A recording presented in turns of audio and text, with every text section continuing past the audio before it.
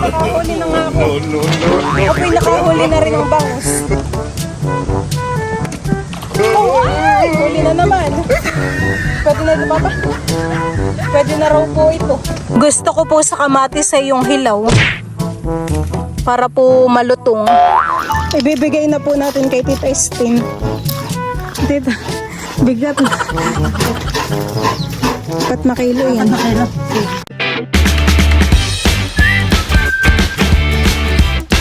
What's up mga kamilot? Welcome back sa aking channel. So for today's vlog po ay mamimiwas po kami ngayon ni Papa ng bangus. Dahil si Tita Estin po ay bumibili sa amin ng 4 na kilo. Dito po sa amin ay lagi na lang na ulan. Lagi na lang uulan, parang walang katapusan. Yeah, may pagkanta pa eh. Kaya ang daan po ay napakaputik. Ganayan po ah. At ngayon naman po yung mga pakoy talagang buhay na buhay. Mga nagsisiulputan po. Yung tanim po dito nila Mamang Sitaw ay hagot karami po ng bunga. Pwede na po itong mga pitasin. Bayan po ah. Tapos po ay may mga talong din. Yung iba po ipitasin na rin.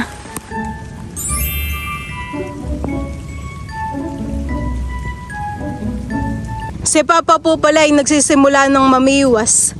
Parang siya po ay mayroon ng nahuli na bangus. Sumabit po.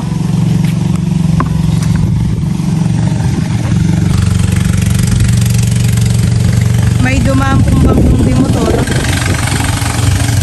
At ang amin pong pamain na ito po tinapay. Pwede na pong pangkape. Si Papa po ay bumabawas sa laang. Yun, huli po kaagad. Huna kayo malaki puhan eh.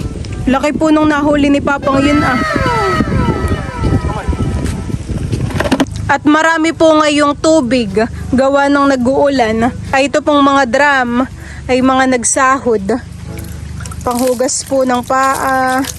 Pwede rin po yung panghugas ng mga isda at ng mga gulay. Napakalamig po ng tubig ulan. Sawa-sawa naman po ngayon sa tubig. Pwede na ring maligo. Doon po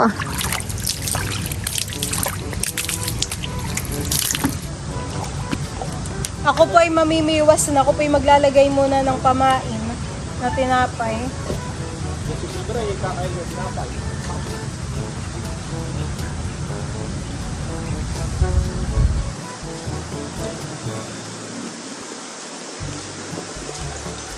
Mga madalas po ito. Filter.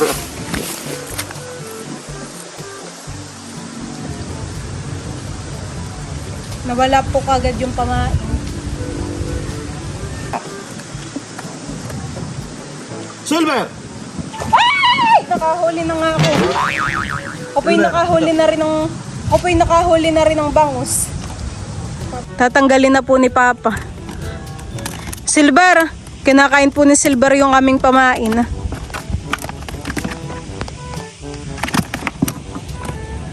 Ilan na po yung ating nahuli? 6. 6.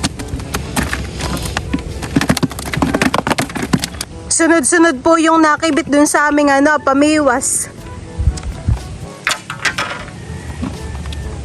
Napakain mo na po bagay mga bangus? Silver! Napakain na po ni Papa ay kumikibit pa rin. Marami na rin po yung nabawas po dito sa bangus namin. Gawa ng ilang kilo po yung binili ni Tito. Silver! Dati po kitang-kita mo ditong mga naglalangoy Eh ngayon po kakaunti na. Yung iba po pati ay nilipat po diyan sa kabila at saka po dito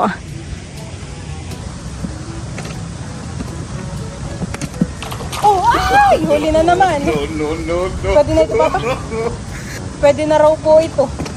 Papatanggal ko po kay Papa. Magwawala. Ako ba? Baka makawala pa, Papa. Dalawa na po yung aking nahuling bangus. Nakakatuwa pong mamiwas. Maraming nakid.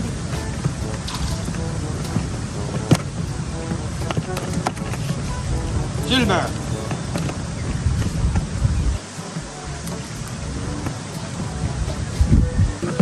Silver. Oh, nakay maliit pa ito, Papa. Maliit, medyo maliit pa po ito. Ay,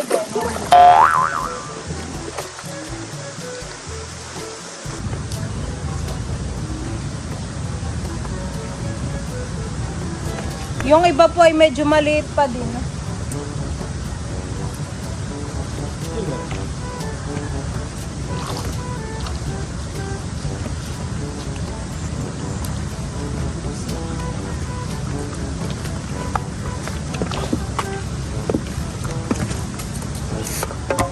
Ay, ubos na yung pamain.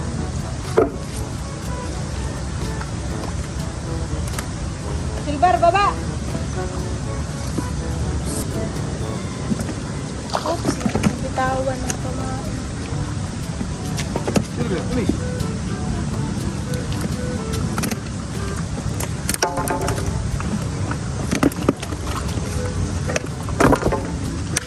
Ay, dapat na kilo lang yun.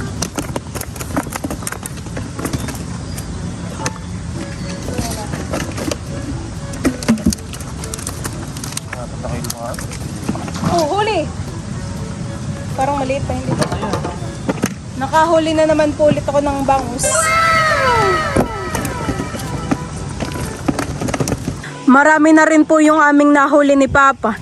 Titimbangin na po namin. Hindi makinalala. Yun pong aming pamain na tinapay ay may flavor na munggo. Kaya po siguro gustong gusto ng mga bangus. Bale, ito na po yung bangus na nahuli po namin ni Papa. Nilagay na po niya sa plastic. At kikiluhin po natin kung ano pong timbang. By sakto pong 2 kilo. Tapos ito rin pong isa yatin din pong titimbangin. 2 kilo rin po. Saktong 4 na kilo. Iyan po yung mabilis lang naming nahuli. Mabilis lang pong nabiwas.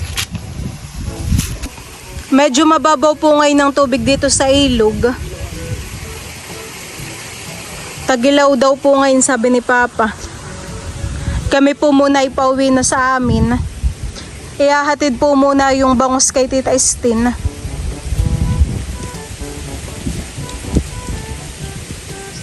Buti po at hindi pa naulan.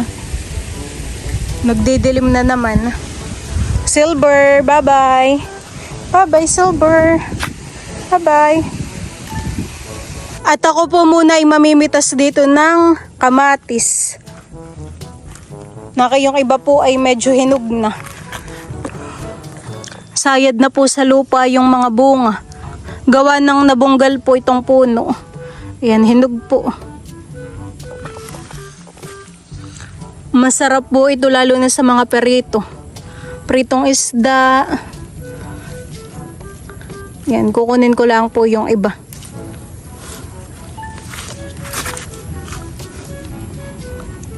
Gusto ko po sa kamatis ay yung hilaw.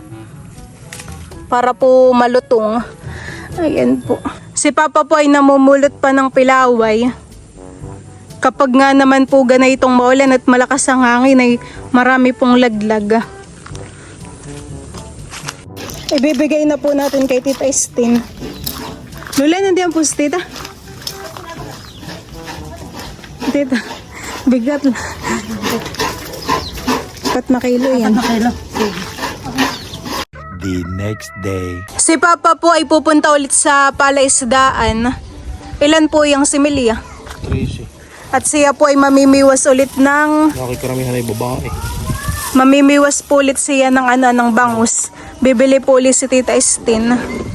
Tapos ay siya po ay may dalang isang sakong feeds. Ilan po ba ang binibili ni Tita?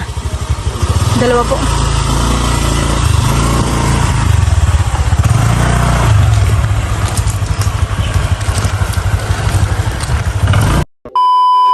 Ito na po yung mga nahuli po ni Papa na isda. Ito daw po ay 2 kilo at 3 guhit.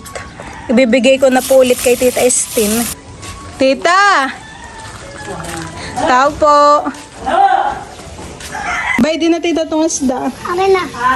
Iyan daw maloy 2 kilo at 3 guhit. Kaya mo? Bigay mo kay Tita Estine.